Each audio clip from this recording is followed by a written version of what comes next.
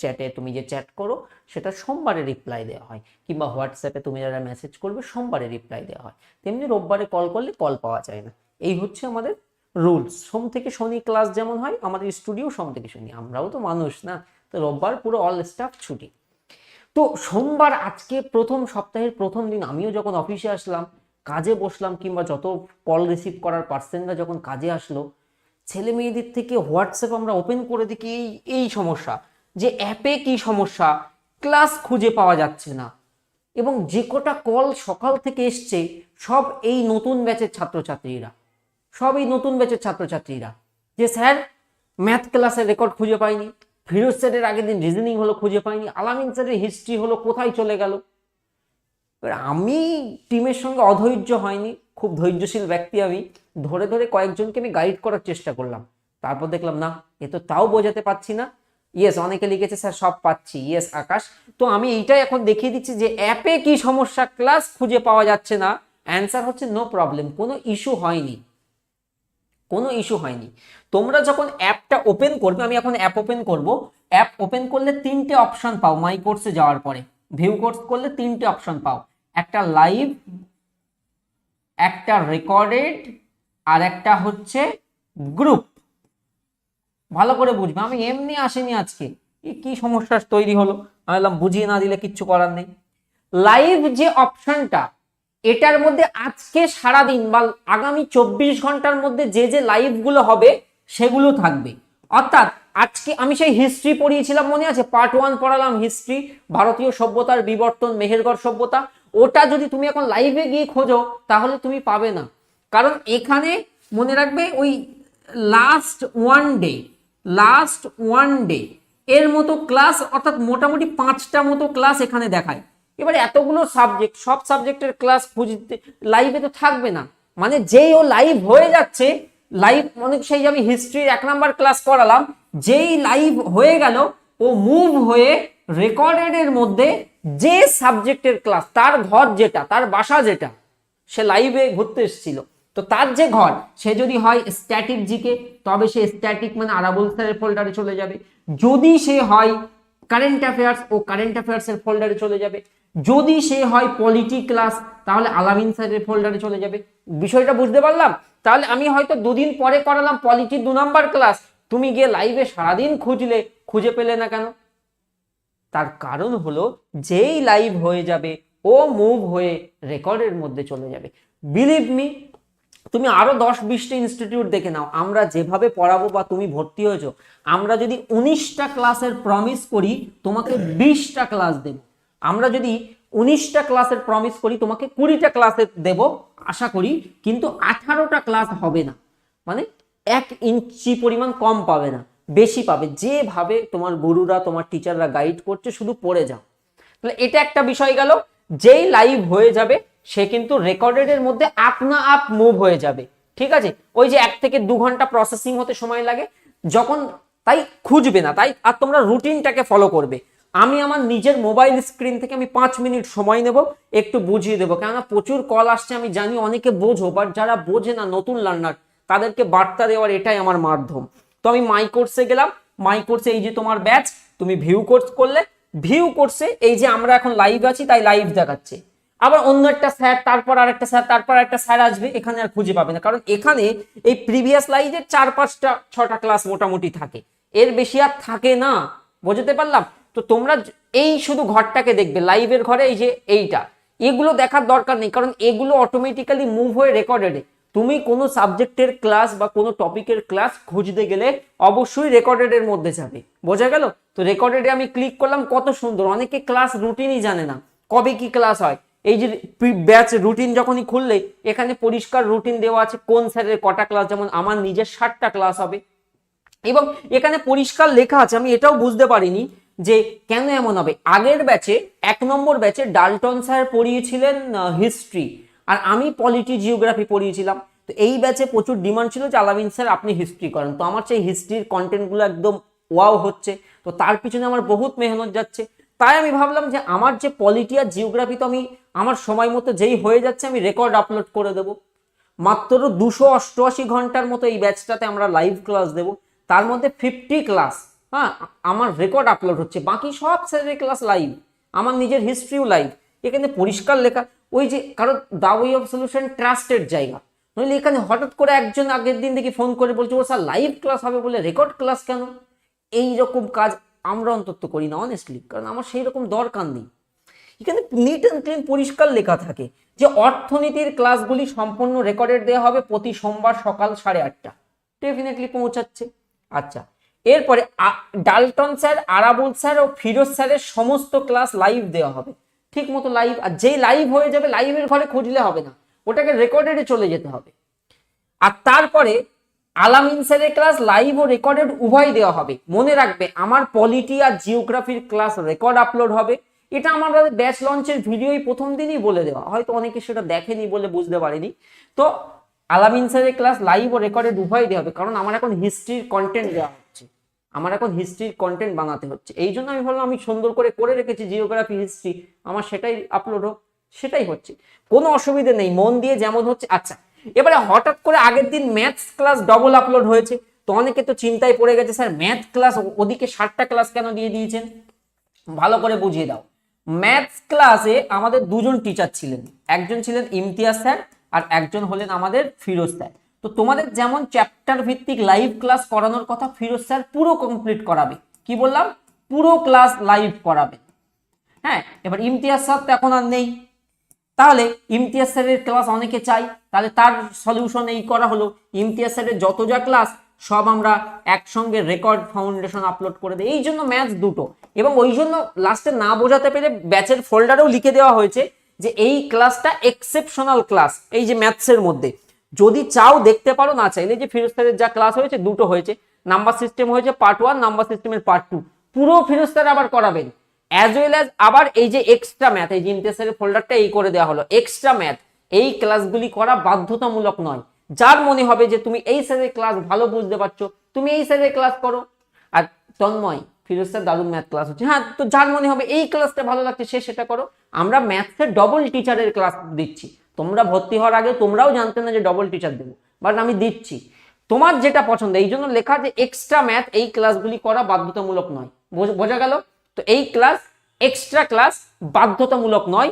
Firoz sir পরপর আবার পুরো ফাউন্ডেশন লাইভ করাবে, সিমিলার রিজনিং এর মতো। I hope clear. তাহলে এই গেল। ইংলিশও তাই, ইংলিশের দুটো ক্লাস, একটা ক্লাস সবে হয়েছে, এইরকম ভাবে ক্লাস হচ্ছে। তাহলে আই হোপ তোমরা বিষয়টা বুঝতে পেরেছো।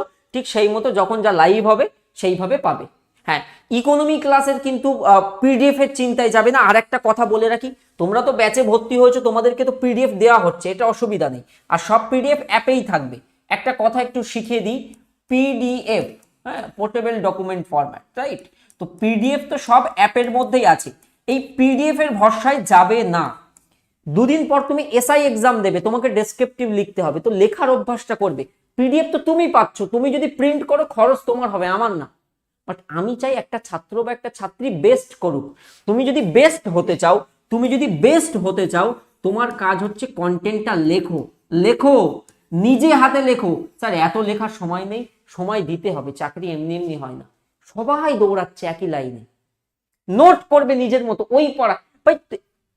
পিডিএফ A4 হলে খুব সুন্দর প্রিন্ট করা যায়, কিন্তু আমাদের তো স্মার্ট বোর্ডে পড়ানো হয়, ওটা পিপিটিতে থাকে, এইরকম ফরম্যাটে থাকে। সো একটা কোশ্চেন্সের জন্য একটা তো তোমার যদি টাকা থাকে ভাই, একটা প্রশ্নের জন্য একটা পেজ তুমি প্রিন্ট করো, আমার কি। বাট এই জন্যই বলি প্রিন্টের ধান্দায় যাবে না, নিজের মতো নোট করবে। ফর এক্সাম্পল, আমি যখন আরো ডিটেল এগোবো তখন বুঝতে পারবে পলাশির যুদ্ধ, তো আমি বলে দিলাম পলাশির যুদ্ধ এই তারিখে এই সালে হয়েছে। এবার তার মধ্যে তো অনেক ব্যাকগ্রাউন্ড, আমি সেগুলো মুখে বলছি, তুমি কি করে সেইগুলো পিডিএফ এ পাবে? কারণ হিস্ট্রি, জিওগ্রাফি এত লেখা তো মানে পিডিএফ এ দিয়ে সম্ভব না, প্রিন্ট করার থেকে। তাই কোনো বই ফলো করো তাহলে। হ্যাঁ, এবার তুমি যদি প্রিন্টে তোমার যা খরচ হচ্ছে, একটা বই কিনে নাও, সব এক জায়গায় পেয়ে যাবে। বাজার চলতি সব বই 19 আর 20, মানে 18-19, যে সব বই ভালো, যে কোনো একটা বই নিয়ে নাও, তোমার প্রিন্টের চক্করে যেতে হবে না। কিন্তু হাতে লিখবে।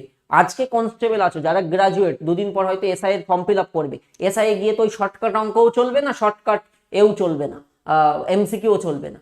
তো এই জিনিসটা মাথায় রাখবে।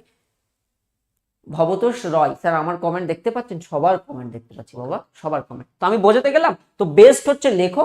আর যদি কারোর মনে হয় যে না আমি লিখবো না, ওই পিডিএফ দৌড়াবো, পিডিএফ ভাই ফোনেই পড়ে থাকে, কিচ্ছু হয় না, বিলিভ মি, বাট দিতে হয় তাই সব পিডিএফে আপলোড করতে হয় আমাদের। তো ওই পিডিএফ প্রিন্টের ধান্দায় যাবে না, আই রিপিট এগেন। তার চেয়ে বরং বাজার চলতে যে কোনো একটা জিএস বই কিনে নাও। বোঝা গেল? হ্যাঁ, আমার হিস্ট্রি অল লাইভ পাবে, polity, geography as we promise, যেমন আমার রেকর্ড আমি আপলোড করে দেবো, ওটা টুকটুক করে রুটিন অনুযায়ী আপলোড হবে। আমার 3 দিন ক্লাস থাকে, 3 দিনের মধ্যে দেখবে একদিন পলিটি যাবে, একদিন জিওগ্রাফি যাবে, একদিন হিস্ট্রি যাবে। একটাও স্ট্যাটিক জিকের ক্লাস মিস করবে না, অতটাই গুরুত্বপূর্ণ। আই হোপ সব বোঝা গেছে। ইয়েস, চলো তাহলে স্যার আপনি ক্লাস শুরু করে দেন। তাহলে আই রিপিট এগেন, তোমরা তোমাদের ক্লাস খোঁজার জন্য অবশ্যই মাই কোর্সে যাবে। মাই কোর্সে যাওয়ার পরে রেকর্ডেডে যাবে, যে সাবজেক্টের ক্লাস দরকার সেই সাবজেক্টের এরকম ফোল্ডারে ঢুকবে। ধরো ওই জিকের মধ্যে ঢুকলে এতগুলো কারেন্ট অ্যাফেয়ার্সের পুরো পিডিএফ। অনেকে চিন্তা বলছিল স্যার কারেন্ট অ্যাফেয়ার্সের পিডিএফই তো দিয়ে দিয়েছি, এটা 2023 সালের, আর এই যে জানুয়ারি 2024-এর পিডিএফ। এখানে প্লেলিস্টের লিঙ্কও দেওয়া, এখান থেকে ইউটিউবে গিয়ে প্লেলিস্টে কারেন্ট অ্যাফেয়ার্স দেখতে পারবে। স্যার আজকে জিওগ্রাফি ক্লাস আসলো না, আজকে তো জিওগ্রাফি ক্লাসের রুটিন না। কত রুটিনটা কি বলে দিতে বলি, হ্যাঁ ডেকে দেন, কলটাকে ওইভাবে রেখে আসতে বলে দিচ্ছি বাবা, বলে দিচ্ছি। ছাত্রছাত্রী তো নতুন নতুন অনেকে চিন্তায় থাকে, এই জন্য বুঝতে পেরেছো? এই জন্য আমার আজকে লাইভ আসলো, সকাল থেকে পুরো ফ্রাস্ট্রেটেড হয়ে গেছি। রোববার পুরো কল অফ থাকে, আর সোমবার সেই প্রেশারটা এসে পড়েছে, মানে কল ধরে ওঠা যাচ্ছে না। হ্যাঁ বলছি রুটিনটা কি আমার, পলিটি, জিওগ্রাফি আর হিস্ট্রি রুটিনটা কি কি বার?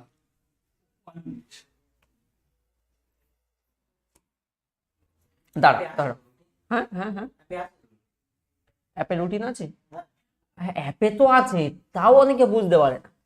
আমি পিসি মোডে আপনার পিপিটিতে আমি লিখে দিচ্ছি, আপনার হচ্ছে কি ক্লাস স্থাপত্য, ওকে এখানে আমি লিখে দিচ্ছি।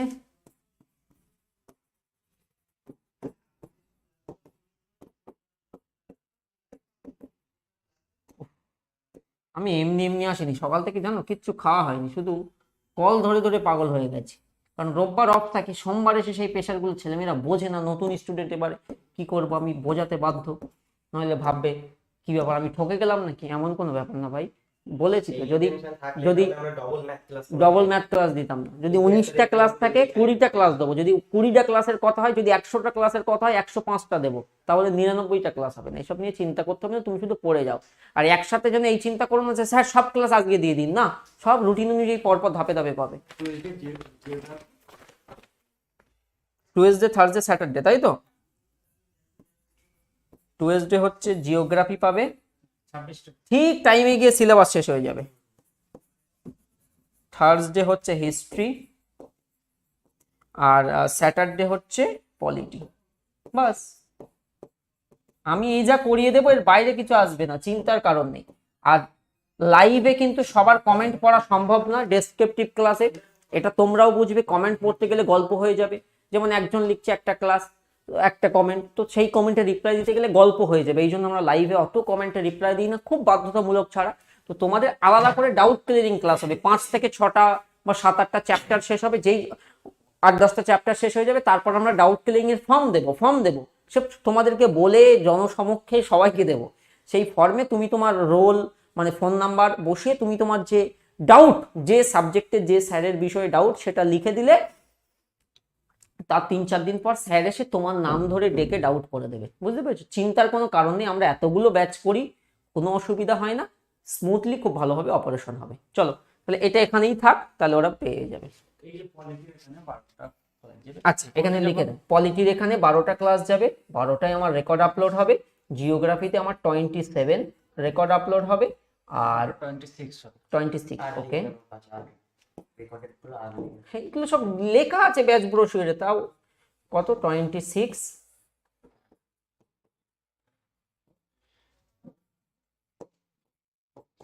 এই স্যাটারডে হিসেবে 12টা যেমন শেষ হয়েছে, পরবর্তী স্যাটারডেতে আবার লাইভ ক্লাস। আর এইগুলো লাইভ, এই যে লাইভ লিখলাম না, এরপরে ওরা কি করবে, এই হিস্ট্রিটা লাইভের ঘরে খুঁজতে যাবে। লাইভের ঘরে খুঁজলে হবে না, লাইভ যেই হয়ে যাবে সে রেকর্ডেডের ঘরে মুভ হয়ে যাবে। বুঝতে পেরেছো? হ্যাঁ, আজকে জিওগ্রাফির সৌরজগৎ ছিল, ভালো লেগেছে?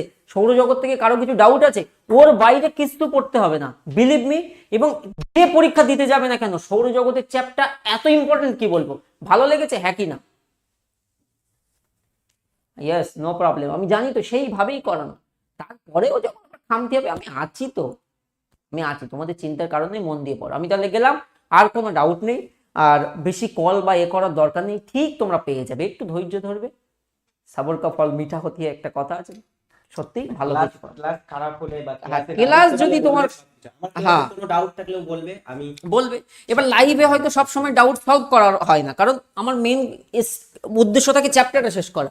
তো আমরা ডাউট ক্লিয়ারিং ফর্মও দেবো, হেল্প চ্যাটে যাবে বা হেল্প চ্যাটে ডাউট ক্লিয়ারিং ফর্মও দেবো, সেই ফর্মে ভরবে। ঠিক আছে, চলো আমি গেলাম, টাটা। ওকে।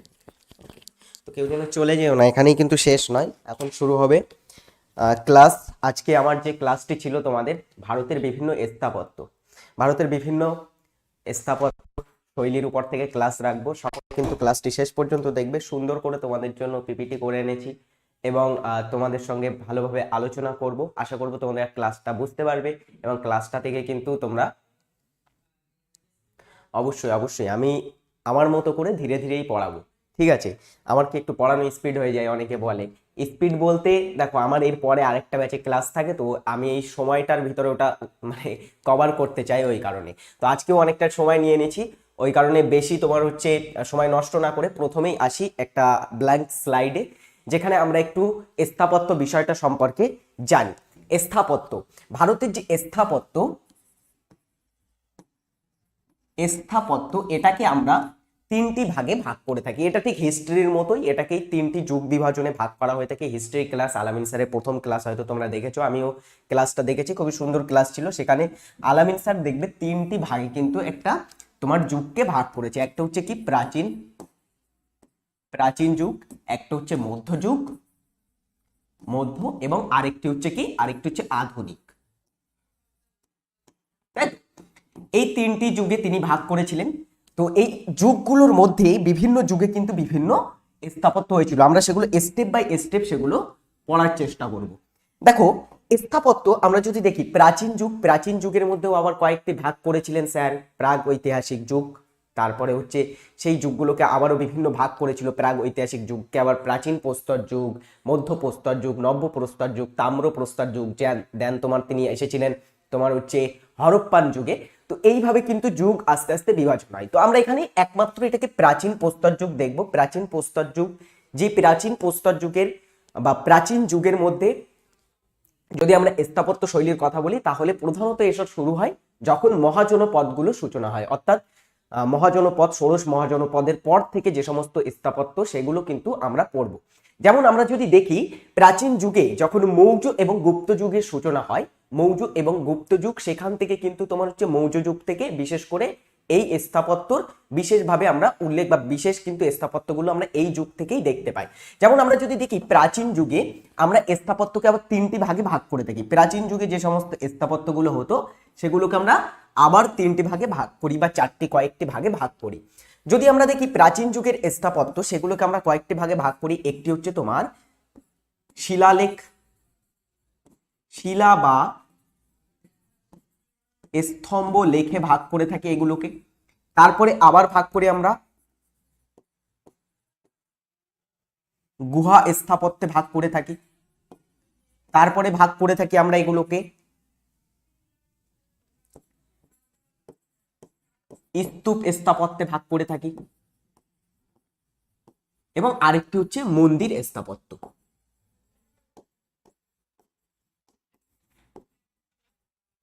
তাহলে আমরা প্রাচীন যুগে কয় ধরনের স্থাপত্য পাচ্ছি? প্রধানত 4 ধরনের স্থাপত্য আমরা দেখতে পাই। সেগুলি হচ্ছে কি কি?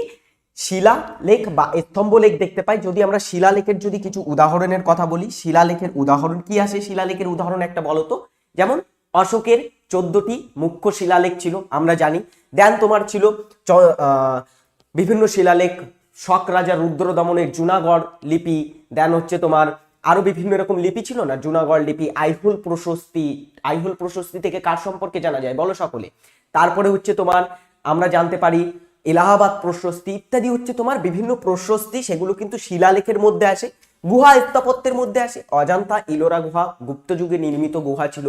অজন্তা গুহা, ইলোরা গুহা প্রাচীন যুগে নির্মিত। আমরা যদি দেখি ভীমবেটকা গুহার কিন্তু নিদর্শন আমরা দেখতে পাই, বিভিন্ন গুহার নিদর্শন আমরা দেখতে পাই। দেন আমরা তোমার যদি দেখি স্তূপের মধ্যে আসে তোমার একটা স্তূপ, বিখ্যাত স্তূপ, যেটা হচ্ছে সাঁচি স্তূপ। সাঁচি স্তূপটা কোথায় বলো? অশোক নির্মাণ করেছিলেন সাঁচি স্তূপ মধ্যপ্রদেশে। এটা স্তূপগুলি প্রধানত মনে রাখবে, স্তূপ যেগুলো ছিল এগুলো কিন্তু বৌদ্ধ স্থাপত্য। বিশেষ করে স্তূপগুলো তাহলে কি স্থাপত্য? বিশেষ করে স্তূপগুলো হচ্ছে বৌদ্ধ স্থাপত্য।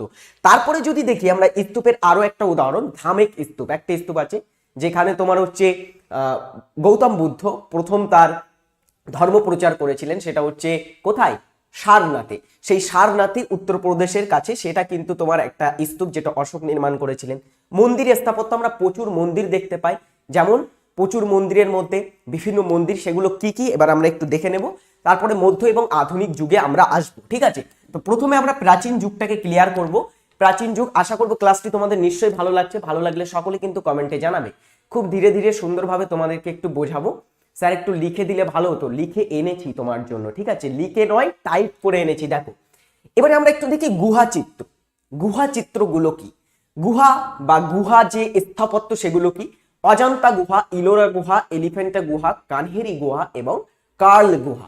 এই সমস্ত গুহাগুলো কোথায় অবস্থিত? এর মধ্যে মনে রাখবে অজন্তা এবং ইলোরা, এটা এই দুটি হচ্ছে, এবং এলিফ্যান্টা গুহা, এগুলি হচ্ছে ইউনেস্কো ওয়ার্ল্ড হেরিটেজ সাইট। খুবই খুবই গুরুত্বপূর্ণ কিন্তু।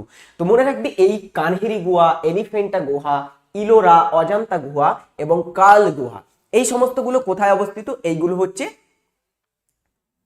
স্যার এইগুলো স্ট্যাটিক জিকে কবে হলো? স্ট্যাটিক জিকের মধ্যেই তো, স্থাপত্য স্ট্যাটিক জিকের মধ্যেই পড়ে, আবার এগুলো তোমার হিস্ট্রির মধ্যেও পড়ে। আমি জাস্ট তোমাদেরকে বোঝানোর জন্য হিস্ট্রির মতো করে বোঝাচ্ছি। হিস্ট্রি না বুঝলে স্ট্যাটিক জিকের এই পার্টটা তুমি বুঝতে পারবে না। তো তুমি বুঝতে পারছো এটাই যদি হয়, বা বুঝতে যদি পারো তাহলে মনে করব ভালো, না হলে না বুঝতে পারলে তুমি বোঝো না, বা তুমি যদি বলো যে হিস্ট্রি ক্লাস আমি করি না বা হিস্ট্রি আমি করব না, তাহলে সেটা তোমার ব্যাপার। তোমাকে অ্যাটলিস্ট তো পড়তেই হবে এটা। হিস্ট্রি পড়ো বা স্ট্যাটিক জিকের ক্লাসে, এটা কিন্তু তোমাকে পড়তেই হবে, ঠিক আছে?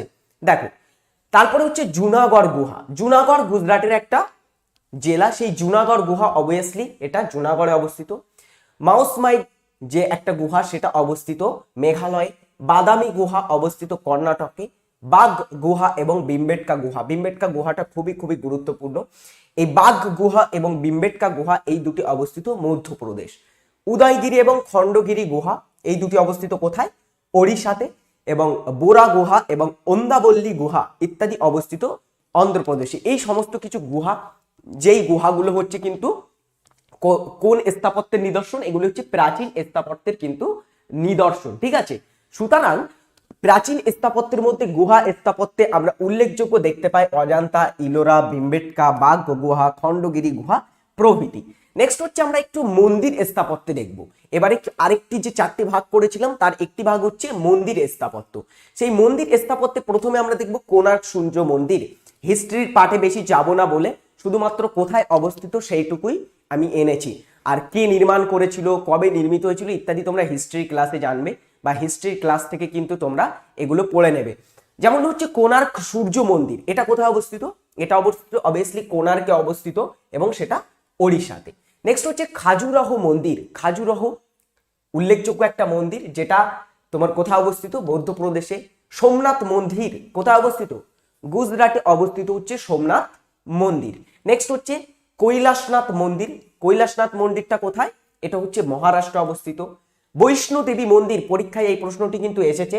বৈষ্ণোদেবী মন্দিরটি কোথায় অবস্থিত? তো মনে রাখবে এটা জম্মু ও কাশ্মীর যে কেন্দ্রশাসিত অঞ্চল সেখানে অবস্থিত হচ্ছে এই বৈষ্ণোদেবী মন্দির। নেক্সট হচ্ছে অমরনাথ গুহা মন্দির। অমরনাথ হচ্ছে একটা গুহা মন্দির। এটা কোথায় অবস্থিত? এটা অবস্থিত জম্মু ও কাশ্মীরে অবস্থিত এই অমরনাথ গুহা মন্দিরটি। কেদারনাথের মন্দির, কেদারনাথ মন্দিরটা কোথায়? এটা উত্তরাখণ্ডে অবস্থিত। নেক্সট হচ্ছে মহাবলীপুরমের রথ মন্দির। মোস্ট ইম্পর্টেন্ট, মহাবলীপুরমের রথ মন্দির, এটা অবস্থিত তামিলনাড়ুতে। নেক্সট হচ্ছে দেখো কামাখ্যা মন্দির। কামাখ্যা মন্দির অন্যতম একটা বৃহৎ মন্দির ভারতের মধ্যে, যেটা অসমে অবস্থিত। রুদ্রেশ্বর মন্দির, এটা তেলেঙ্গানাতে অবস্থিত। মনে রাখবে এখানে যেগুলো করাচ্ছি সবগুলোই কিন্তু প্রাচীন কালে নির্মিত মন্দির, অর্থাৎ প্রাচীন যুগে বা মধ্যযুগের মধ্যবর্তী স্থানে কিন্তু এগুলো নির্মিত মন্দির। রামাপ্পা রুদ্রেশ্বর মন্দির, রামাপ্পা এই মন্দিরটার অপর একটি নাম হচ্ছে রামাপ্পা মন্দির, এটাও কিন্তু অবস্থিত তেলেঙ্গানাতে। নেক্সট বৃহদেশ্বর মন্দির, চোল রাজাদের দ্বারা নির্মিত হয়েছিল এই বৃহদেশ্বর মন্দির, যেই বৃহদেশ্বর মন্দিরটি অবস্থিত তামিলনাড়ুতে। নেক্সট হচ্ছে জগন্নাথ মন্দির, পুরীর, এটা কোথায় অবস্থিত? এটা অবস্থিত পুরী, পুরীর জগন্নাথ মন্দির, এটা পুরীর মন্দির নামেই কিন্তু বিখ্যাত। তো পুরীর জগন্নাথ মন্দিরটা অবভিয়াসলি পুরী, সেটা হচ্ছে তোমার ওড়িশাতে। মীনাক্ষী মন্দির তামিলনাড়ুতে, এবং দিলওয়ারা মন্দির, এটা একটা জৈন টেম্পল, জৈন মন্দির। তো এই দিলওয়ারা মন্দির এটা অবস্থিত রাজস্থানের আবু পাহাড়ে, মাউন্ট আবু পাহাড়ে এটা অবস্থিত, এবং এটা কিন্তু খুবই গুরুত্বপূর্ণ এবং পরীক্ষায় কিন্তু এই প্রশ্নটি এসেছে যে দিলওয়ারা মন্দিরটি কোথায়, এটা অবস্থিত রাজস্থানে। নেক্সট হচ্ছে কাশী বিশ্বনাথ মন্দির, যেটা উত্তরপ্রদেশে অবস্থিত। ওকে, তো এই ছিল কিছু প্রাচীন যুগের মন্দির এবং তোমার হচ্ছে কিছু গুহা স্থাপত্যের উদাহরণ। এবারে আমরা একটু মধ্যযুগের দিকে খেয়াল করব। মধ্যযুগে যখন আসবো, মধ্যযুগের স্থাপত্যের আমরা মূল কিছু বৈশিষ্ট্য যদি দেখি, কি কি বৈশিষ্ট্য বলতে দেখি আমরা মধ্যযুগের যদি আমরা বৈশিষ্ট্যের কথা বলি, মধ্যযুগের স্থাপত্য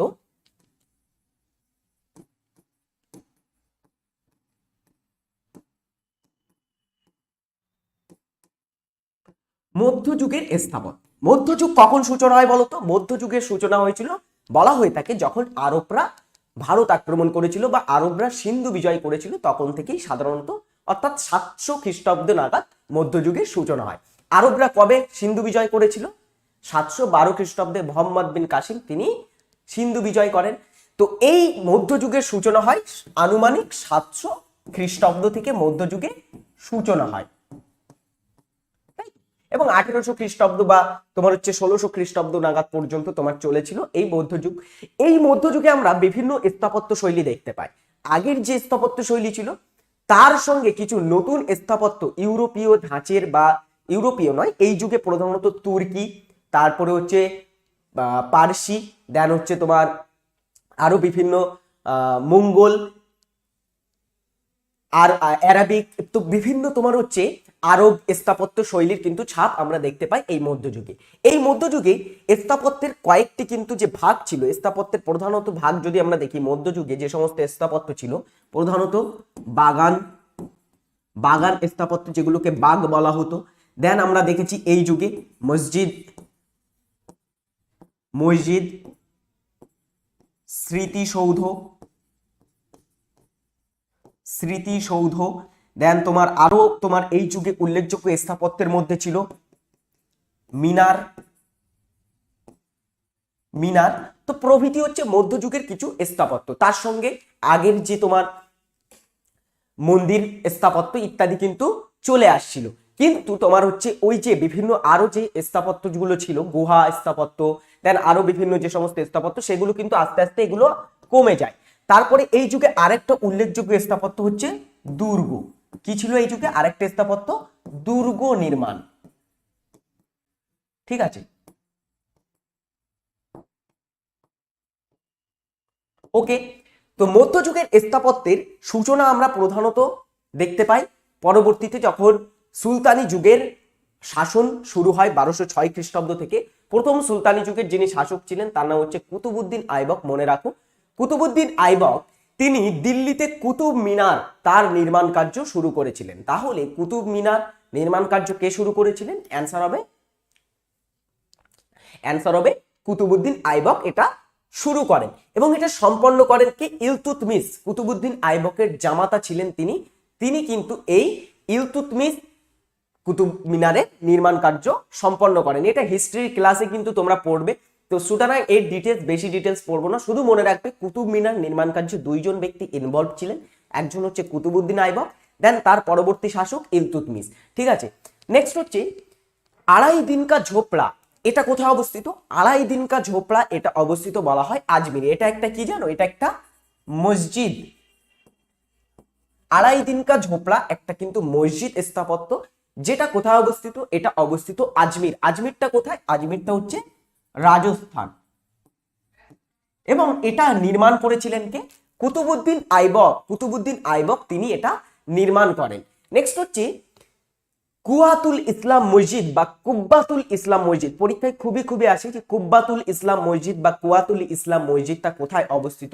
এটা দিল্লিতে অবস্থিত এবং কুতুবুদ্দিন আইবক নির্মাণ করেছিলেন। তো কুতুবুদ্দিন আইবক তার নির্মাণ কার্যের মধ্যে তিনটি গুরুত্বপূর্ণ স্থাপত্য আমরা দেখতে পাই, কুয়াতুল ইসলাম মসজিদ বা কুব্বাতুল ইসলাম মসজিদ, দেন হচ্ছে আলাউদ্দিন কা ঝোপড়া, আরেকটা হচ্ছে কুতুব মিনারের নির্মাণ কার্য তিনি শুরু করেছিলেন। নেক্সট হচ্ছে আলাই দরওয়াজা। এবারে আমরা একটু আলাউদ্দিন খলজি বংশের দিকে আসবো। পরবর্তী বংশ ছিল খলজি বংশ, সেই খলজি বংশের শাসক ছিলেন আলাউদ্দিন খলজি। তার উল্লেখযোগ্য স্থাপত্য ছিল কি, আলাই দরওয়াজা দিল্লিতে অবস্থিত, জামাতখানা মসজিদ যেটাও কিন্তু দিল্লিতে অবস্থিত। তো এই দুটি উল্লেখযোগ্য মসজিদ বা একটা দরওয়াজা, এই দুটি নির্মাণ করেছিলেন কে, এই দুটি নির্মাণ করেন আলাউদ্দিন খলজি। নেক্সট হচ্ছে গিয়াসউদ্দিন তুগলকের সমাধি। গিয়াসউদ্দিন তুগলক বলা হয় তিনি ছিলেন তুগলক বংশের কে, প্রতিষ্ঠাতা ছিলেন গিয়াসউদ্দিন তুগলক। তো গিয়াসউদ্দিন তুগলকের সমাধি যেটা, সেটা দিল্লিতে কিন্তু অবস্থিত। পরীক্ষায় যদি প্রশ্ন আসে গিয়াসউদ্দিন তুগলকের সমাধি কোথায়, সেটা হবে দিল্লিতে অবস্থিত। দেন এই যে দৌলতাবাদ মনে রাখবে মোহাম্মদ বিন তুগলকের রাজধানী ছিল এবং এই দৌলতাবাদে দুর্গ নির্মাণ করেছিলেন মোহাম্মদ বিন তুগলক। ইতিহাসে তাকে কি বলা হয় সকলে কমেন্টে জানাও, এই মোহাম্মদ বিন তুগলককে কি বলা হয় সকলে জানাও কমেন্টে। নেক্সট হচ্ছে ফতেপুর সিক্রি। এবারে আমরা একটু চলে আসলাম কোথায়, এবারে চলে আসলাম একদমই মুঘল যুগে। শুধুমাত্র গুরুত্বপূর্ণ যেগুলো কিন্তু পরীক্ষায় আসে সেইগুলোই তোমাদের এখানে দেব। অথেন্টিক জিনিস, বেশি জিনিস দিয়ে তোমাদের মাথার উপর দিয়ে যাবে বা সেই জিনিসগুলো তোমরা বুঝতে পারবে না যে কোনগুলো পড়তে হবে, এমন কিছু দেব না বা এমন চাপ দেব না তোমাদের। যেগুলো পরীক্ষায় আসতে পারে বা গুরুত্বপূর্ণ সেইগুলোই কিন্তু পড়াবো তোমাদের, ঠিক আছে?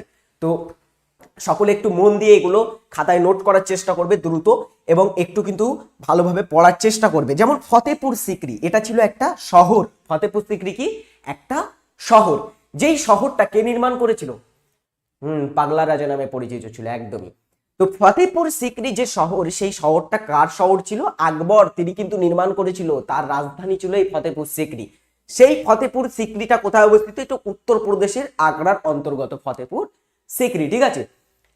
এই ফতেপুর সিক্রি আগ্রা দুর্গ বা আগ্রা ফোর্ট, এলাহাবাদের দুর্গ, বুলন্দ দরওয়াজা, এগুলো লিখতে হবে না, শুধু মনে রাখবে আগ্রা দুর্গটা কে নির্মাণ করেন, বুলন্দ দরওয়াজাটা পরীক্ষায় কিন্তু খুবই গুরুত্বপূর্ণ। এই বুলন্দ দরওয়াজা কে নির্মাণ করেন, পঞ্চমহল, ইবাদতখানা এবং সেলিম চিশতির দরগা, এই উল্লেখযোগ্য কিছু স্থাপত্য নির্মাণ করেছিলেন কি, অ্যান্সার হবে এগুলো নির্মাণ করেছিলেন আকবর দ্য গ্রেটার, সম্রাট আকবর এগুলো নির্মাণ করেন।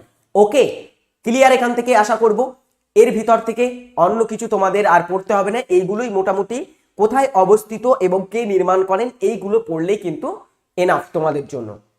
নেক্সট দেখো, পরেরটা হচ্ছে আকবরের সমাধি। আকবরের পরবর্তী শাসক কে ছিলেন, আকবরের পুত্র ছিলেন জাহাঙ্গীর। তো অবভিয়াসলি তার সমাধি নির্মাণ করেছিলেন কে, জাহাঙ্গীর নির্মাণ করেছিলেন। পরীক্ষায় আসে একটা প্রশ্ন, আকবরের সমাধিটি কোথায় অবস্থিত, আকবরের সমাধি কোথায় অবস্থিত, পরীক্ষায় প্রশ্ন আসে, অ্যান্সার হবে আকবরের সমাধি সিকান্দারাতে অবস্থিত। সিকান্দারাটা কোথায়, সিকান্দারাও বর্তমানে এটা আগ্রার অন্তর্গত অর্থাৎ উত্তরপ্রদেশ ইউপিতে অবস্থিত। এই সিকান্দারাটা নির্মাণ করেছিলেন বা এটা সিকান্দারায় আকবরের যে টম্ব অফ আকবর এটা নির্মাণ করেন কে, অ্যান্সার হবে জাহাঙ্গীর। এবং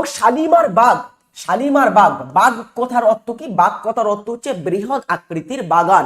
তো আমোদ প্রমোদের জন্য মুঘল শাসকেরা কিন্তু এই বাগ ব্যবস্থা, তুর্কি শৈলীতে কিন্তু একটা বাগান তৈরির রীতি তারা প্রচলন করেছিলেন। তো এই বাগানে ফোয়ারা বা বিভিন্ন ময়ূর প্রভৃতি কিন্তু এনে তারা সাজিয়ে রাখতো, ফুল দিয়ে কিন্তু সাজিয়ে রাখতো। তো এই শালিমার বাগ, নিষাদ বাগ, আমরা বিভিন্ন কিন্তু এরকম বাগ আমরা দেখতে পাই, যার মধ্যে বেশিরভাগ বাঘগুলো মনে রাখবে শ্রীনগরে অবস্থিত। তো বাঘ থেকে প্রশ্ন আসলে একটা কমেন্টে যদি শ্রীনগর পাও, যদি তুমি প্রশ্নটার উত্তর নাও জানো, তো যদি বলা হয় শালিমার বাগের জায়গায় নিষাদ বাগ কোথায় অবস্থিত, তো এরকম ভাবে তোমরা কিন্তু অ্যান্সারটা শ্রীনগর করতে পারো, কারণ বেশিরভাগ বাঘগুলোই প্রধানত শ্রীনগরে অবস্থিত। ওকে, তো এই বাগটি কে নির্মাণ করেন, জাহাঙ্গীর নির্মাণ করেছিল শালিমার বাগ। নেক্সট দেখো, হুমায়ুনের সমাধি, টম্ব অফ হুমায়ুন, এটাও কিন্তু একটা UNESCO world heritage site. Tomb of Humayun কোথায় অবস্থিত, এটা অবস্থিত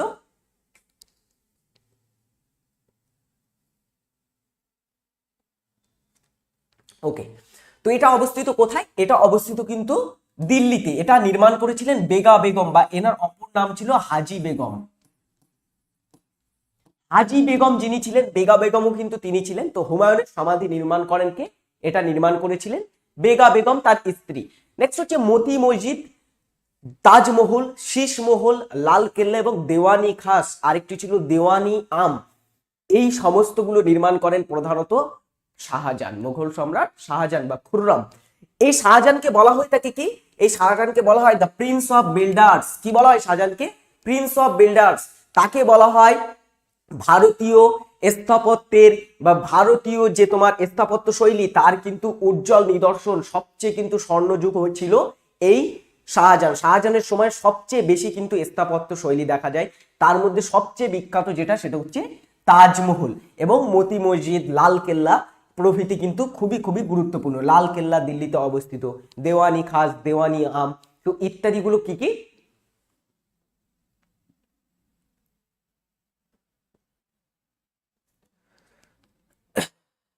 তো উল্লেখযোগ্য সঠিক উত্তর হবে এখানে, এটা শাহজাহান নির্মাণ করেন। পরেরটা হচ্ছে বিবিকা মাকবারা। বিবিকা মাকবারা এটাও একটা স্থাপত্য, যেটা ঔরঙ্গাবাদে, মহারাষ্ট্রের ঔরঙ্গাবাদে অবস্থিত, যেটা ঔরঙ্গজেব নির্মাণ করেন। বড় ইমামবাড়া খুবই গুরুত্বপূর্ণ। বড় ইমামবাড়া শিয়া সম্প্রদায়দের কিন্তু একটা উপাসনা স্থল, বড় ইমামবাড়া। যেই বড় ইমামবাড়াটা নির্মাণ করেছিলেন অযোধ্যার নবাব আসাফউদ্দৌলা। অযোধ্যার নবাব ছিলেন তিনি, ঠিক আছে। তো এরপরেও কিন্তু আমরা বিভিন্ন আরো দেখবো ছোট ইমামবাড়া। এটা খুব অত পরীক্ষায় আসে না, ছোট ইমামবাড়া। এটা মনে রাখবে, বড় ইমামবাড়াটা গুরুত্বপূর্ণ, ঠিক আছে। তো বড় ইমামবাড়া এটা লখনৌতে অবস্থিত, আসাফউদ্দৌলা নির্মাণ করেন। ছোট ইমামবাড়া লখনৌতে মোহাম্মদ আলী শাহ নির্মাণ করেন। Charminar most important, very very IP দিয়ে রাখবো এই বা এই তথ্যটিতে। চার মিনারটা কোথায়? এটা হায়দ্রাবাদের সকলে জেনে, কিন্তু চার মিনার কে নির্মাণ করেছিল? চার মিনার নির্মাণ করেছিল কে? এটা কুলি কুতুব শাহ নির্মাণ করেছিলেন। কে নির্মাণ করেন চার মিনার? কুলি কুতুব শাহ। অনেকে বলছে ময়ূর সিংহাসন। আচ্ছা, ময়ূর সিংহাসন কি একটা স্থাপত্যের মধ্যে পড়ে? আমার তো মনে হয় পড়ে না। ময়ূর সিংহাসন স্থাপত্য না, ওগুলোকে স্থাপত্য বলা হয় না।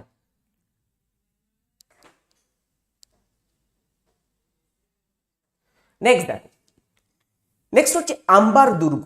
আম্বার দুর্গটা কোথায় অবস্থিত? এটা রাজস্থানে অবস্থিত, রাজা মান সিং নির্মাণ করেন। এবং ঝাঁসি দুর্গ উত্তরপ্রদেশে অবস্থিত, এগুলি রাজা বীর সিং নির্মাণ করেছিলেন। আম্বার দুর্গটা মনে রাখবে, আম্বার দুর্গটা গুরুত্বপূর্ণ। এটা কে নির্মাণ করেন? এটা রাজা মান সিং নির্মাণ করেছিলেন। এবারে আমরা মধ্যযুগের আরো কিছু গুরুত্বপূর্ণ স্থাপত্যের মধ্যে আসবো, যেগুলো কিন্তু প্রাদেশিক রাজারা, যে সমস্ত প্রাদেশিক রাজারা ছিল, তারা কিন্তু এগুলো নির্মাণ করেছিলেন।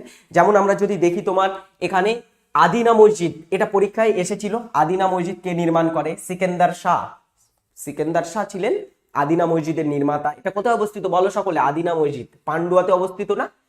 চামকান মসজিদ, আদিনা মসজিদ, কদম রসুল মসজিদ, বড় সোনা মসজিদ ইত্যাদি অবস্থিত আমাদের পশ্চিমবঙ্গতে কিন্তু অবস্থিত। আদিনা মসজিদ থেকে পরীক্ষায় প্রশ্ন এসেছে, কিন্তু ডব্লিউবিসিএস পর্যন্ত এখান থেকে প্রশ্ন এসেছে যে আদিনা মসজিদটা কে নির্মাণ করেছিল? আদিনা মসজিদের নির্মাতা ছিল কে? অ্যান্সার হবে সিকেন্দার শাহ। আর এগুলি সব পশ্চিমবঙ্গে, আমাদের পশ্চিমবঙ্গে, বর্তমান পশ্চিমবঙ্গের মধ্যে কিন্তু অবস্থিত এগুলি। নেক্সট হচ্ছে দেখো আতলা মসজিদ, যেটা উত্তরপ্রদেশে অবস্থিত। নেক্সট হচ্ছে মক্কা মসজিদ, যেটা তেলেঙ্গানাতে অবস্থিত। এবং আরেকটা হচ্ছে জামা মসজিদ। জামা মসজিদটা অবস্থিত দিল্লিতে, ঠিক আছে। এগুলো কোথায় অবস্থিত? এতটুকু পড়লেই কিন্তু এনাফ, তার বেশি তোমাদের পড়তে হবে না। হাওয়া মহলটা সম্পর্কে একটা এক্সট্রা তথ্য জেনে রাখবে। হাওয়া মহলটা অবস্থিত রাজস্থানে, এবং এটা কে নির্মাণ করেছিল বলতো? হাওয়া মহলটা রাজস্থানের জয়পুরে অবস্থিত হাওয়া মহল। এই হাওয়া মহলটা অবস্থিত কোথায়? এটা রাজস্থানে অবস্থিত। এবং এটা কে নির্মাণ করেন? মহারাজ সাওয়াই প্রতাপ সিং নির্মাণ করেছিলেন এই হাওয়া মহল। কোথায় অবস্থিত এটা? এটা অবস্থিত তোমার রাজস্থানে, ঠিক আছে। এত কি করে মনে রাখবো স্যার? তোমাকে মনে রাখতে হবে, এগুলো তোমাকে মনে রাখতে হবে। না মনে না রাখলে তুমি কিভাবে পরীক্ষা দেবে? দেখো, এর কোনো শর্টকাট হয় না যে এইগুলো শর্টকাট ভাবে আমি পার করে দেবো, বা একটা তোমার ডিটেলস প্রশ্ন দিল সেটাতে তুমি খাটিয়ে খাটিয়ে লিখে আনবে, এরকম তো নয়। এমসিকিউ মানে তোমাকে মনে রাখতে হবে এবং প্রশ্ন উত্তর প্র্যাকটিস করতে হবে। মনে রাখার মূল ফান্ডা হচ্ছে এগুলোকে খাতায় তোলো এবং সেগুলোকে আবার দেখো, এগুলো সম্পর্কে ডিসকাস করো বন্ধুদের সঙ্গে। বা তুমি যদি কোনো একটা স্থানে পড়াশুনো করছো যেখানে, সেখানে তুমি এটা নিয়ে তোমার বন্ধুরা আশেপাশে যারা আছে তাদের সঙ্গে এগুলো সম্পর্কে ডিসকাস করো, ঠিক আছে। নেক্সট দেখো রুমি দরওয়াজা। রুমি দরওয়াজাটা কোথায় অবস্থিত? এটা অবস্থিত উত্তরপ্রদেশে। নেক্সট হচ্ছে গোলকুন্ডা দুর্গা, খুবই খুবই গুরুত্বপূর্ণ, এটা পরীক্ষায় আসে। গোলকুন্ডা দুর্গাটা কোথায়, দুর্গটা কোথায়? এটা অবস্থিত তেলেঙ্গানাতে অবস্থিত, বিজাপুর। নেক্সট হচ্ছে বিজাপুর নয়, এটা তেলেঙ্গানাতে অবস্থিত। নেক্সট হচ্ছে হিন্দোলা মহল, মধ্যপ্রদেশ। গোল গম্বুজ, এটা বিজাপুরে অবস্থিত। তো এটা কর্ণাটকের বিজাপুরে অবস্থিত। তো এইগুলো কিন্তু মোস্ট ইম্পর্টেন্ট। স্বর্ণ মন্দির, পাঞ্জাবের স্বর্ণ মন্দির, যেটা কারা নির্মাণ করেছিল? গুরু রামদাস নির্মাণ করেন।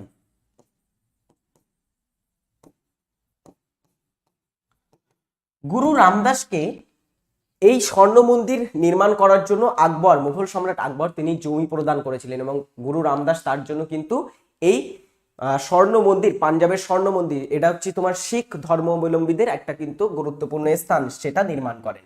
ঠিক আছে, এবারে আমরা একটু আধুনিক যুগের স্থাপত্যে আসি। আধুনিক যুগের স্থাপত্যগুলোর মধ্যে উল্লেখযোগ্য যে সমস্ত স্থাপত্য আমরা দেখতে পাই, আমি একটু জল খেয়ে নিই, সকলে একটু ভালোভাবে দেখো এটা।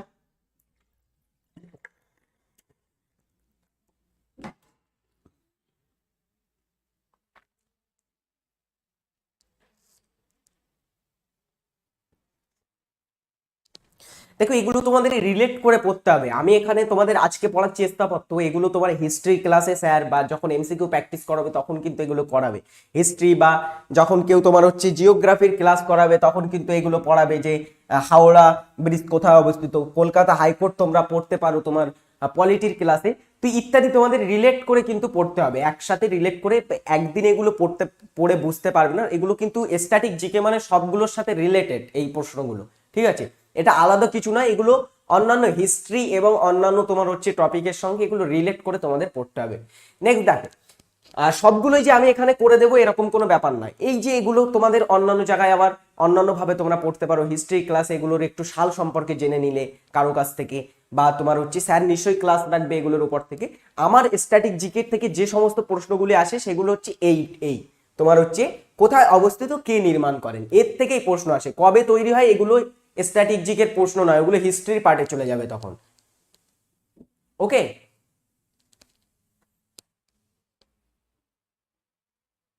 নেক্সট দেখো, এগুলো তাহলে খাতায় তোলো সকলে। ইন্ডিয়া গেট, লোটাস টেম্পল যেটা, এবং পার্লামেন্ট হাউস। পার্লামেন্ট হাউস কয়েকদিন আগে উদ্বোধন হলো, নতুন পার্লামেন্ট হাউস। এগুলি কোথায় অবস্থিত? এগুলো কিন্তু আধুনিক যুগের কিছু স্থাপত্যের মধ্যে আসে। আধুনিক যুগ বলতে বোঝাই এগুলো প্রধানত তোমার যে ইংরেজরা ভারতে এসেছিল তারপর থেকে যে তোমার যুগটা শুরু হয়, অর্থাৎ সেই যুগের বিভিন্ন স্থাপত্য। যেমন parliament house, lotus temple, India gate, এগুলো দিল্লিতে অবস্থিত। নেক্সট হচ্ছে গেটওয়ে অফ ইন্ডিয়া, কাকে বলা হয়? এটা খুবই থাকে পরীক্ষায় প্রশ্ন, কাকে ভারতের প্রবেশদ্বার বলা হয়? গেটওয়ে অফ ইন্ডিয়া বলা হয়। অ্যান্সার হবে মুম্বাইকে বলা হয় গেটওয়ে অফ ইন্ডিয়া। ঠিক আছে, তো গেটওয়ে অফ ইন্ডিয়া এটা কোথায় অবস্থিত? এটা অবস্থিত মুম্বাই, এবং ছত্রপতি শিবাজি টার্মিনালস যেটা অবস্থিত মুম্বাই। নেক্সট হচ্ছে British residency complex. British residency কমপ্লেক্সটা অবস্থিত উত্তরপ্রদেশে লখনৌতে। ভিক্টোরিয়া মেমোরিয়াল, এটা কলকাতাতে আমরা বসবাস করি, এগুলো জানি। Victoria memorial, national library of India অর্থাৎ ইম্পেরিয়াল লাইব্রেরিও বলা হয়, এটার পূর্ব নাম ছিল। তো Victoria memorial hall, national library of India, Shaheed Minar, next হচ্ছে Howrah bridge, Kolkata high court, writers' building প্রভৃতি তোমার যে সমস্ত স্থাপত্যগুলো সেগুলো কিন্তু কলকাতাতে অবস্থিত। নেক্সট হচ্ছে রক গার্ডেন, এটা একটু মনে রাখবে, ইম্পর্টেন্ট কিন্তু। এই রক গার্ডেনটা কোথায় অবস্থিত? তো চণ্ডীগড়ের rock garden of Chandigarh capital complex, এগুলো চণ্ডীগড়ে অবস্থিত। নেক্সট হচ্ছে জহর কলা কেন্দ্র, জয়পুরে অবস্থিত। এবং বেলুর মঠ হাওড়াতে অবস্থিত। বেলুর মঠটা কোথায়? হাওড়াতে অবস্থিত। তো এইগুলি হচ্ছে আধুনিক যুগের কিছু স্থাপত্য শৈলী। নেক্সট হচ্ছে কিছু সমাধি স্থল, আধুনিক যুগের মধ্যেই এগুলি পড়ে, এগুলো আমি এক্সট্রা ভাবে তোমাদের দিয়ে দিলাম, যে বিভিন্ন সমাধি স্থল কোথায় অবস্থিত। মহাত্মা গান্ধীর সমাধি স্থলের নাম কি? তার বলা হয় রাজঘাট। জওহরলাল নেহেরুর, এগুলো কিন্তু আজকের টপিক নয়, এগুলো আমি পিপিটিতে ছিল এইভাবে নিয়ে এসেছি, তোমরা এটা তোমরা পড়লেও পড়তে পারো, না পড়লেও পড়তে পারো। দেখো মহাত্মা গান্ধীর যে সমাধিস্থল সেটাকে বলা হয় রাজঘাট, জওহরলাল নেহরুর সমাধিস্থলকে বলা হয় শান্তিবন, বি.আর. আম্বেদকরের চৈত্যভূমি, রাজেন্দ্র প্রসাদের মহাপ্রণয় ঘাট, মোরারজি দেশাই ভারতের প্রাক্তন প্রধানমন্ত্রী ছিলেন, তার বলা হয় অভয় ঘাট, লাল বাহাদুর শাস্ত্রীকে সেটাকে বলা হয় বিজয় ঘাট, এবং ইন্দিরা গান্ধীর শক্তিস্থল। এর মধ্যে মহাত্মা গান্ধীরটা একটু গুরুত্বপূর্ণ, ঠিক আছে, মহাত্মা গান্ধীরটাই সবচেয়ে গুরুত্বপূর্ণ, আর মোরারজি দেশাইটা আর এই লাল বাহাদুর শাস্ত্রী, এই তিনটেই পড়লে তোমাদের মোটামুটি আর এর থেকে বেশি পড়তে হবে না। তো সুতরাং এগুলো মনে রাখবে, মহাত্মা গান্ধীর যে সমাধিস্থল সেটাকে বলা হয় রাজঘাট, দিল্লিতে অবস্থিত। ওকে, এবারে আমরা একটু প্রশ্ন উত্তর সেশনে আসবো। এর আগে থেকে যদি তোমাদের কোনো ডাউট থাকে তোমরা বলতে পারো, বা তোমাদের কোনো অসুবিধা থাকলে বলতে পারো। এত সুন্দর পিপিটি করে ধীরে ধীরে তোমাদের বোঝালাম, আশা করবো কোনো ডাউট তোমাদের থাকবে না। নেক্সট প্রশ্ন উত্তর স্লাইডে আসবো, অনেকটা টাইম নিয়ে নিয়েছি, আর এর পরেও আমার স্যারের ক্লাস আছে, বেশি প্রশ্ন উত্তর করবো না, 5 থেকে 10টি প্রশ্ন উত্তর করবো। ওকে, স্যার কে আবিষ্কার করে সেটা লিখে দিন। কোনটাকে আবিষ্কার করে বুঝলাম না। এই রাজঘাট কি কেউ আবিষ্কার করেছে?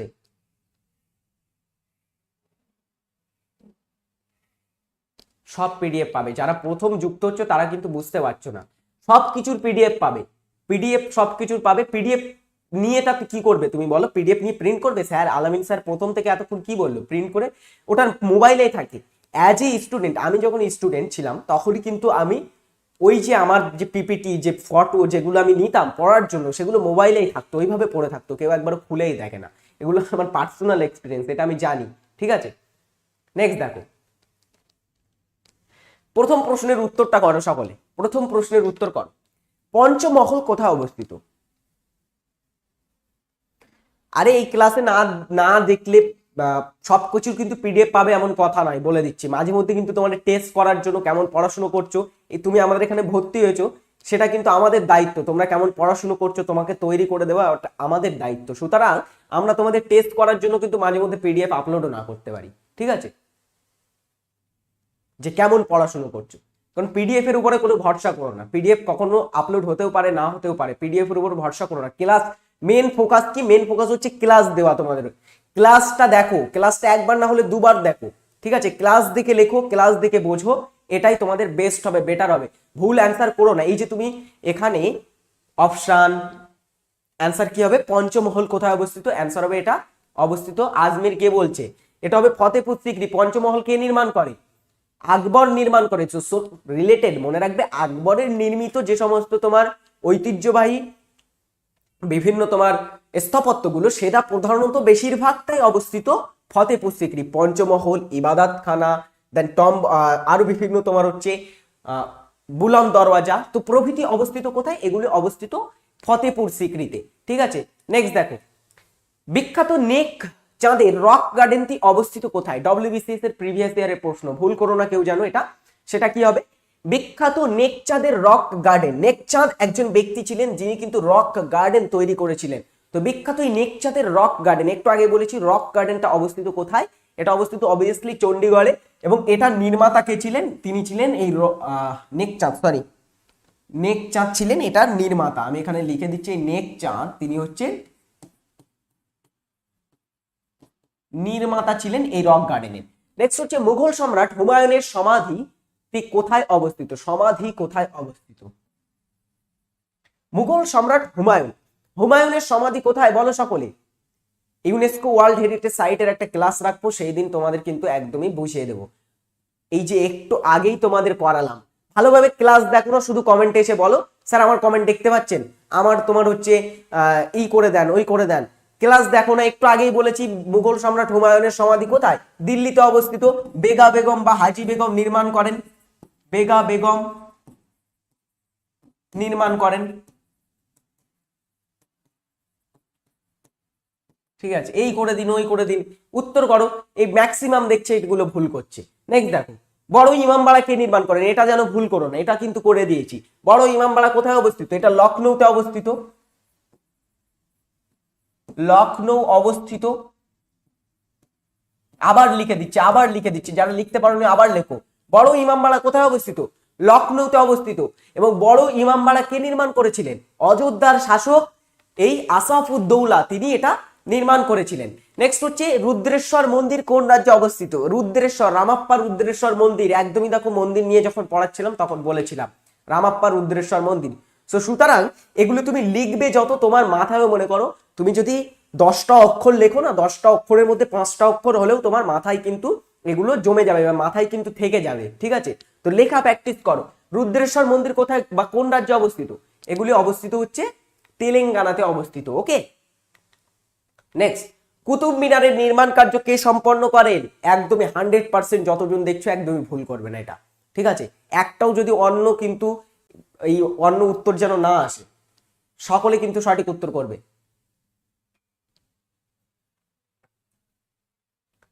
নির্মাণ কার্যকে সম্পন্ন করেন বলা হচ্ছে, অ্যান্সার হবে এখানে কে? অপশন সি, অনেকে অপশন এ অ্যান্সার করছে। কি হবে অপশন এ? ইনি শুরু করেন, কুতুবউদ্দিন আইবক তিনি শুরু করেন, শুরু করেন। আচ্ছা মনে রাখবে এই কুতুব মিনার, এই কুতুব মিনারটা নির্মাণ করা হয়েছিল কুতুবউদ্দিন বখতিয়ার কাকি। ইনি ছিলেন একজন সুফি সন্ত, কুতুবউদ্দিন বখতিয়ার কাকি। তো এই কুতুবউদ্দিন বখতিয়ার কাকির কিন্তু স্মরণেই এটা নির্মাণ করা হয়েছিল। নেক্সট দেখো, হাম্পির সৌধসমূহ কোন রাজ্যে অবস্থিত? এটা একটু আউট অফ, মানে এখন পড়াইনি অবশ্য আমি এটা, তবে এগুলো যারা হিস্ট্রি নিয়ে ঘাটাঘাটি করেছে বা হিস্ট্রি নিয়ে একটু জেনেছে তারা বলতে পারবে। হাম্পির সৌধসমূহ এগুলো হচ্ছে বিজয়নগর সাম্রাজ্য, বিজয়নগর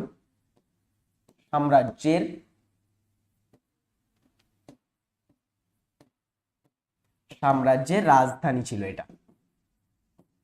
হাম্পি কি ছিল? বিজয়নগর সাম্রাজ্যের রাজধানী। বিজয়নগর সাম্রাজ্য মধ্যযুগে, যখন মধ্যযুগ চলছিল, সেই মধ্যযুগের কিন্তু একটা দক্ষিণ ভারতের সাম্রাজ্য ছিল, যার মধ্যে প্রধান 4টি বংশ রাজত্ব করেছিল, শালুক, তুলুভ, আরবিডু এবং আরেকটি হচ্ছে তোমার সঙ্গম। যাই হোক, এরকম 4টি বংশ সেখানে রাজত্ব করছিল, ঠিক আছে? এর মধ্যে তোমার হচ্ছে হাম্পির যে সৌধ সমূহ এগুলো কোথায় অবস্থিত? এগুলি অবস্থিত কর্ণাটকে। শুভজিৎ পাল, এই যে তুমি প্রতিদিন বা এই যে বলছো স্যার পারলে আমার নাম নিন, আরে নাম নিয়ে তোমার কি হবে বলো? তুমি পাস করো, পরীক্ষায় পাস করো, আমার চ্যানেলে, আমাদের চ্যানেলে এসে তোমাকে ডেকে দা ওয়ে অফ সলিউশন তোমার ইন্টারভিউ নেবে, ঠিক আছে? শুধু নাম নিয়েই তোমার মোটেই লাভ হবে না, ঠিক আছে? তোমার বিন্দু পরিমাণ লাভ হবে না। পড়াশুনো করো, তোমাকে আমরা ডেকে নেব, ঠিক আছে? শুধু নাম নেব না, তোমাকে ডেকে নিব আমাদের স্টুডিওতে। ওকে, নেক্সট দেখো, হাওয়া মহল কে নির্মাণ করেছিলেন? হাওয়া মহল কে ছিল বলো, বা কে নির্মাণ করেছিল?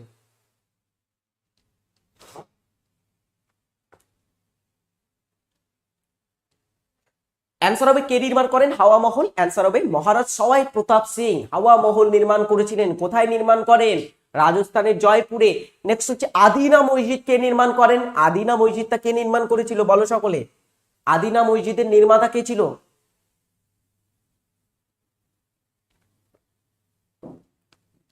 অ্যান্সার হবে এই সিকান্দার শাহ, ইনি নির্মাণ করেন আদিনা মসজিদ। নেক্সট হচ্ছে খাজুরাহ মন্দিরগুলো নির্মাণ করেছিলেন কারা?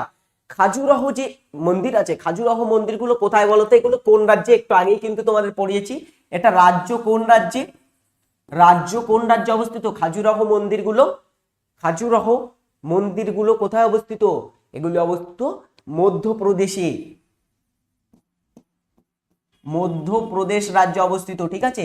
এবং এগুলো নির্মাণ করেছিল কারা? চান্দেল্য বংশরা কিন্তু এটা নির্মাণ করে। তো এই পর্যন্ত আজকের ক্লাসটা শেষ করব। এই যে 10টি প্রশ্ন এই পর্যন্তই শেষ করব। আশা করব তোমাদের ক্লাসটা খুবই ভালো লেগেছে। তোমাদের আমি ধরে বোঝানোর চেষ্টা করেছি। অলমোস্ট তোমার 1 ঘন্টা ক্লাস হয়ে গেছে।